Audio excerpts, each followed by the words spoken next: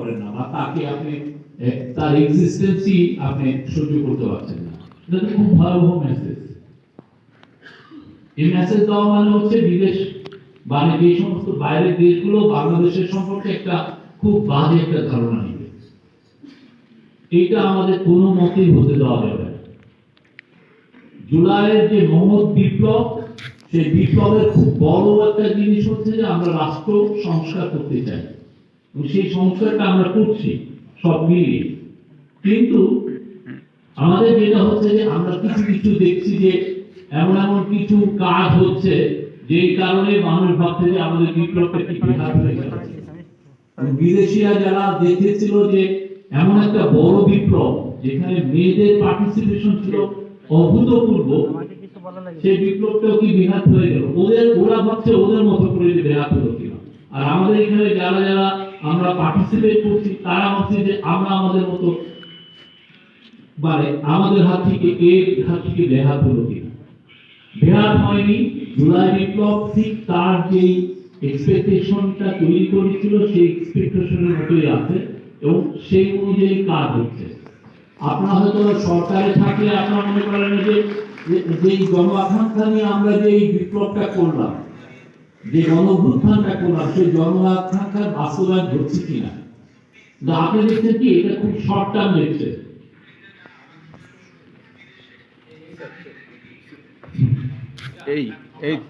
আপনার শর্ট টার্মে জন আকাঙ্ক্ষার বাস্তবায়ন হচ্ছে কিনা এটা দেখছেন।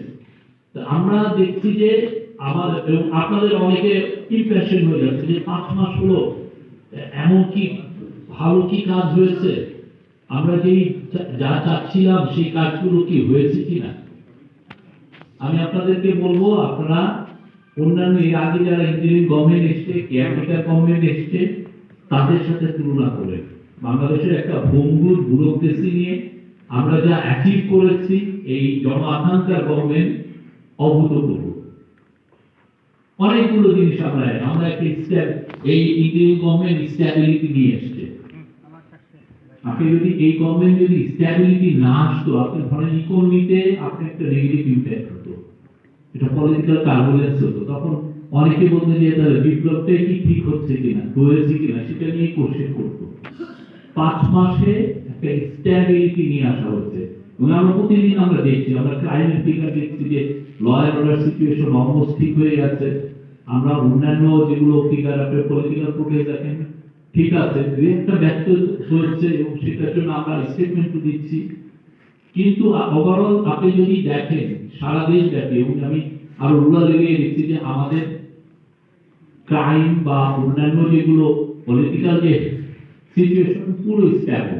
এবং এই স্ট্যাবিলিটিটা আমরা যারা কমিউনিকেশনে কাজ করি আমাদের জন্য ইজিয়ার হচ্ছে বাইরে মেসেজটা পাঠানো। আমি খুব বীরত্বে ইন্ডিয়ান সাংবাদিকদেরকে বলছি যে আপনারা আসেন, এসে বাংলাদেশটা দেখে যান আমরা কি বাংলাদেশ তৈরি করছি।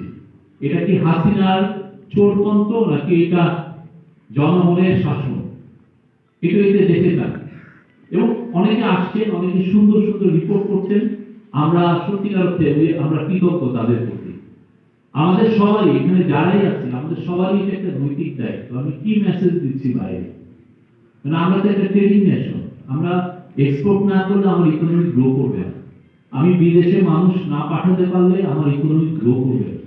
তো আমার এই যে মেসেজগুলো আমরা অনেক বিপ্লব করছি, কিন্তু এট দ্য সেম টাইম এই মেসেজগুলো তো আমাদের দেওয়া উচিত এবং সেটাকে সামনে রেখে এমন কিছু আমরা যাতে না করি এটা জন আকাঙ্ক্ষাকে প্রতিফলন না করে।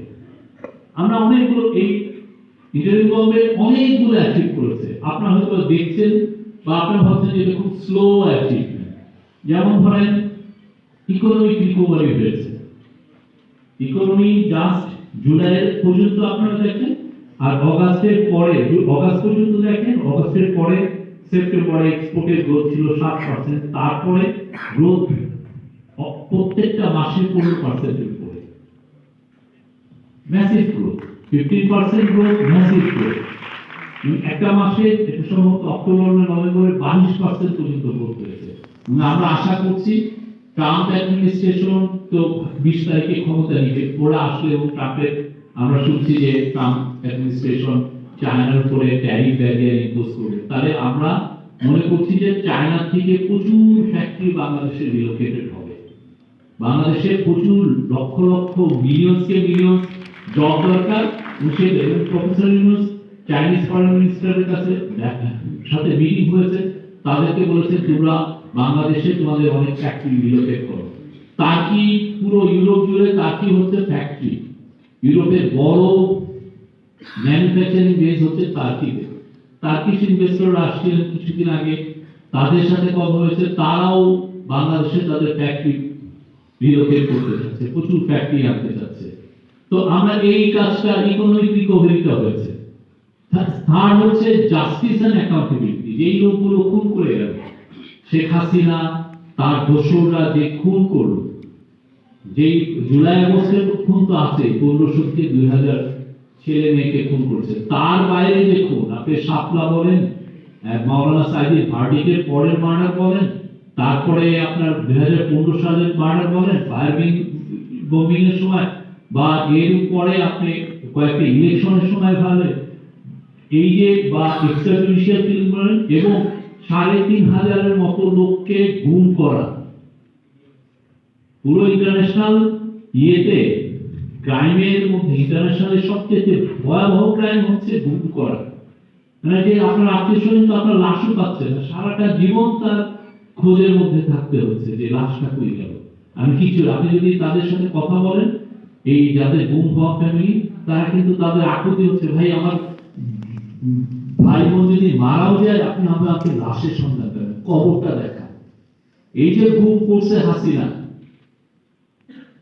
এই যে গুম, এইগুলোর আমরা জাস্টিস এন্ড অ্যাকাউন্টেবিলিটি রাখছি। তার নামে কেস হয়েছে আইসিটিতে, তাকে আমরা এক্সট্রাডিশন চেয়েছি, এবং এটা একটা লিগ্যাল প্রসেসে তাকে, এবং আমরা পুরো সারা জাতি যদি সোচ্চার থাকি এবং এটা যদি আমরা প্রেশার রাখতে পারি, ঠিকই তাকে আনা হবে। সে আপনার মনে আছে, সে তার বাবার খুনিকে যেভাবে হতয়ে খুঁজে খুঁজে নিয়ে আসছে, ঠিক আমরাও আমাদের যতদিন আমাদের এই গভর্নমেন্ট আছে এবং পরবর্তী গভর্নমেন্ট সবাই মিলে, এটা আমাদের একটা 1 নাম্বার দায়িত্ব হবে, তাকে ফিরিয়ে এনে বিচারের সম্মুখীন করা, এবং যত রকমের ইন্টারন্যাশনাল প্রেশার তৈরি করা যায় সেটা এই ইন্টারিম গভর্নমেন্ট করছে। আমরা আমাদের ডিপ্লোম্যাটিক এফোর্টস জারি রেখেছি, সবাইকে আমরা বলছি যে সে কত অলরেডি দেখেছেন যে তার একটা ভাগ্নি এখন মন্ত্রী নাই, ঠিক না? আমরা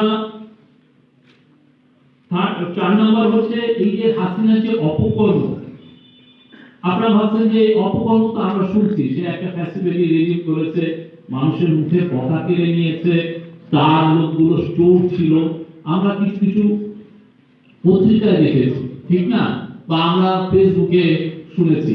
কিন্তু এটাকে তো আপনি নিয়ম তান্ত্রিক ভাবে একটা রিপোর্টে নিয়ে আসেন, সেটার জন্য চিফ অ্যাডভাইজার ফার্স্টে এসে একটা প্যানেল করলেন, হোয়াইট পেপার প্যানেল।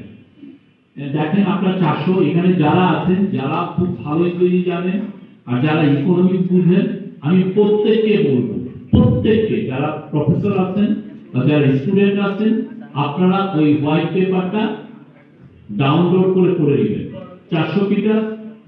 400 পাতার একটা অনন্য দলিল, এটা আমাদেরকে পড়তে হবে। আমার আপনার টাকা কিভাবে তারা চুরি করেছে, আমার আপনার টাকা তারা কিভাবে বিদেশে পাঠিয়েছে, সেটার একটা ভয়াবহ দলিল এটা, এবং কিভাবে একটা চোরতন্ত্র কিভাবে তারা তৈরি করেছে, এটা একটা খুব ইম্পর্টেন্ট একটা দলিল। এবং এই জিনিসটা আমার মনে হয় এটা নিয়ে আপনারা এখানে সেমিনারও করতে পারেন, লোকগুলোকে ডাকতে, যারা এক্সপার্ট ছিলেন তাদেরকে ডেকে এইটা নিয়ে আমার মনে হয় সেমিনার হওয়া উচিত, সবার জানা উচিত হাসিনা কি হয়। কিন্তু আমরা যদি শুধু উনি একটা চোর ছিলেন, উনি একটা ফ্যাসিবাদী ছিলেন, কিন্তু আসলে কি স্কেলে চুরি করেছে সেটা তো আমাদের জানা উচিত। আমরা একটা রোডম্যাপ দিয়েছি,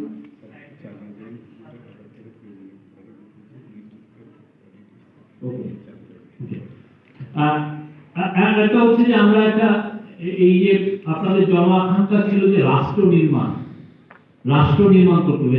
ঢাকা বা বাংলাদেশের সমস্ত বড় বড় শহরে বা সমস্ত ক্যাম্পাস গুলোতে প্রত্যেকটা জায়গায় ছিল যে রাষ্ট্র নির্মাণ করতে হবে, এটা ছিল মেন দাবি। কারণ আমরা রাষ্ট্রকে রিপেয়ার, অনেক সংস্কার করতে হচ্ছে, রাষ্ট্র সংস্কার করতে হবে। এই যে সংস্কার, এই সংস্কারের জন্য চিফ অ্যাডভাইজার খুব বড় রকমের একটা রিফর্মের ইনিশিয়েটিভ নিয়েছিলেন।